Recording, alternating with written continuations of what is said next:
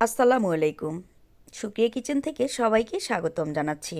আজকে আমি রেস্টুরেন্ট স্টাইলে চিলি চিকেন রেসিপি নিয়ে আপনাদের সামনে হাজির হয়ে গেছি।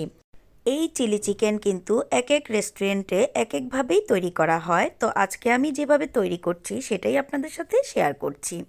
আজকের এই চিলি চিকেন তৈরি করার জন্য প্রথমে আমি একটা পেস্ট তৈরি করে নিব। তার জন্য এখানে আমি কয়েকটা কাঁচামরিচ, কয়েকটা রসুন, 2-3 টুকরো আদা এবং একটা পেঁয়াজের অর্ধেকটা কুচি করে নিয়েছি। এখন এগুলোকে আমি পেস্ট করে নিব।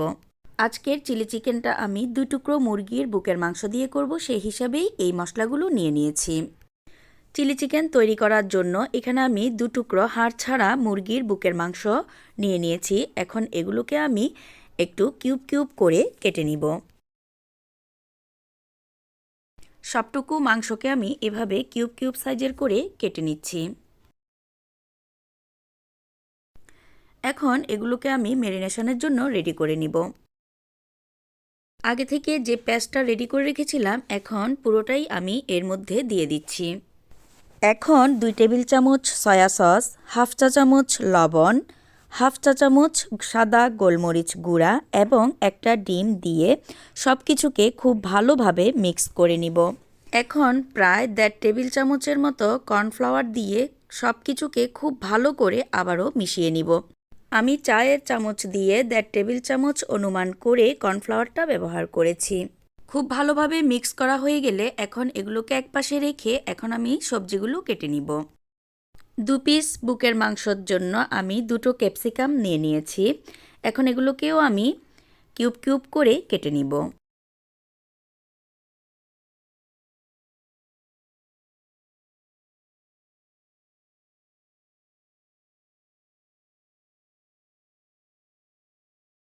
এরপর আমি মাঝারি সাইজের 2টো পেঁয়াজকেও এভাবে কিউব কিউব করে কেটে নিচ্ছি।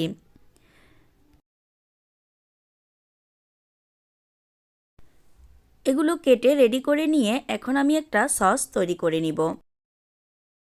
2 টেবিল চামচ সয়া সস, 2 টেবিল চামচ টমেটো সস এবং 1 টেবিল চামচ ভিনেগার দিয়ে এগুলোকে ভালোভাবে মিশিয়ে নিব। এই সসটা আমি শেষের দিকে চিলি চিকেনে ব্যবহার করব। মিক্স করা হয়ে গেলে এটাকে একপাশে রেখে এখন আমি ম্যারিনেট করা চিকেনগুলোকে ভেজে নিব। চুলায় ভালোভাবে তেল গরম করে নিয়ে এখন আমি ম্যারিনেট করা চিকেনগুলোকে একটা একটি করে তেলের মধ্যে দিয়ে দিচ্ছি। উল্টে পাল্টে 3 থেকে 4 মিনিটের মতো ভেজে নিব।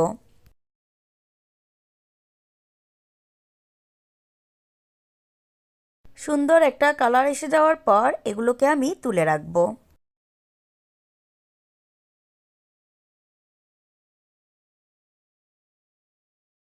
এভাবে আমি 2 ধাপে সবগুলো চিকেন ভেজে নিব।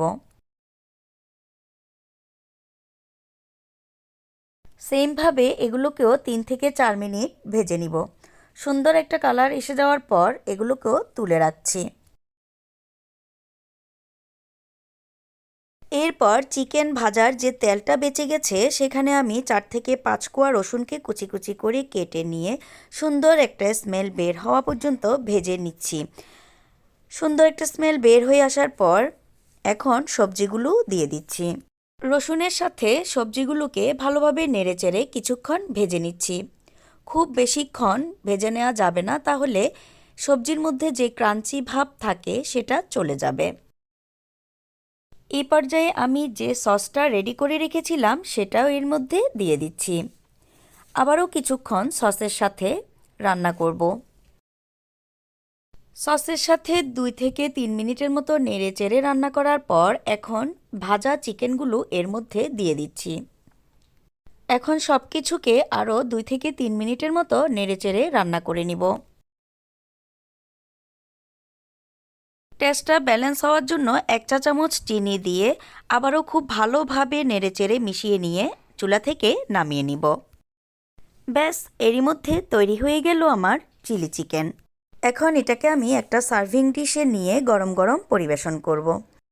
আর এই চিলি চিকেন ফ্রাইড রাইসের সাথে খেতে সবচেয়ে বেশি ভালো লাগে। তো আজকের এই রেসিপিটি আপনাদের কাছে কেমন লাগলো কমেন্ট করে অবশ্যই জানাবেন। সবাই অনেক ভালো থাকবেন আর আমার সুক্রিয়া কিচেনের পাশেই থাকবেন। আল্লাহ হাফেজ।